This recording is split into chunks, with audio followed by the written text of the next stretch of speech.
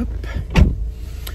Kiwi, t'as l'air remonté contre DS. Qu'est-ce que tu penses de la DS4? Pourquoi tu t'emportes comme ça sur les groupes?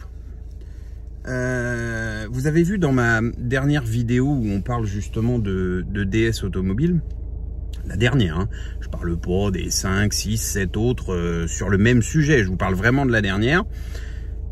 Est-ce que vous pensez sincèrement que ces gens-là méritent notre confiance et encore plus notre argent?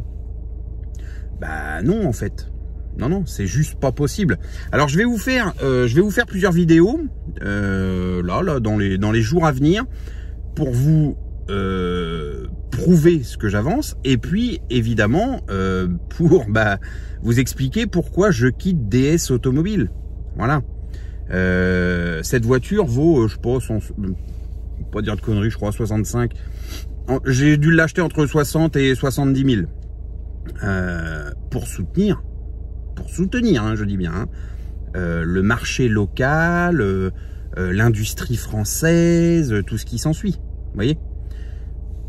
Est-ce qu'on peut être respecté au moins une fois? Est-ce qu'on peut avoir affaire à un service après-vente qui agisse à la mesure de ce genre de détails? Parce que ça pourrait être un détail pour certains. Est-ce qu'il serait possible d'être respecté? C'est tout ce que je demande, c'est tout, voilà. À l'époque déjà, puisqu'on est encore là dans le groupe PSA, hein, à l'époque déjà, on m'avait fait quitter les Allemandes pour acheter un 508 RXH. Je ne sais pas si vous vous souvenez de ce 508 RXH, je n'avais strictement rien à lui reprocher. C'était fantastique, magnifique. Et je l'ai vendu en même temps, à la période où j'ai acheté mon premier Model X. Donc vous voyez, je sais pas, ça date de...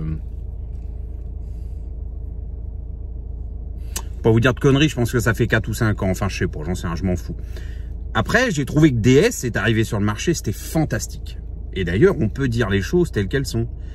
Le designer, le mec qui fait les dessins des DS, ce gars-là, faut l'envoyer sur la Lune. Il est fantastique. Enfin, je veux dire, il y a vraiment un travail de foufou. Et à l'intérieur, vous avez des matériaux et une conception de qualité. Ok ?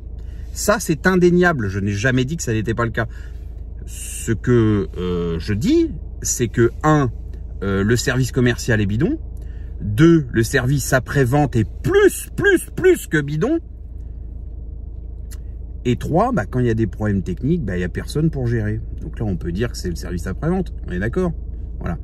Alors, je vais vous faire voir pourquoi je n'achèterai plus DS. En tout cas, c'est ma vision du moment. Hein. Alors que le DS4 vient de sortir et que, visiblement, ça risque encore d'être un succès. Et encore, un succès mesuré. Puisque il y a beaucoup de ventes. Hein. Ouais, c'est vrai. Enfin, beaucoup d'achats, en tout cas. Ouais, sauf que ce sont des achats de concession pour des véhicules stockés sur parking en attendant de les vendre. Dans le seul but, bien entendu, de faire gonfler les chiffres des nouveaux modèles sortants. Enfin bon, bref, je vais pas vous expliquer comment fonctionne l'industrie automobile. Voilà. Donc je vais vous faire plein de vidéos là maintenant. Je vais vous expliquer pourquoi j'achèterai plus DS. Essentiellement pour des problèmes techniques qui ne sont pas résolus par la marque. Voilà. Moi j'appelle ça de l'irrespect. Et donc, j'irai dépenser mon pognon ailleurs. C'est aussi simple que ça. Bonne journée.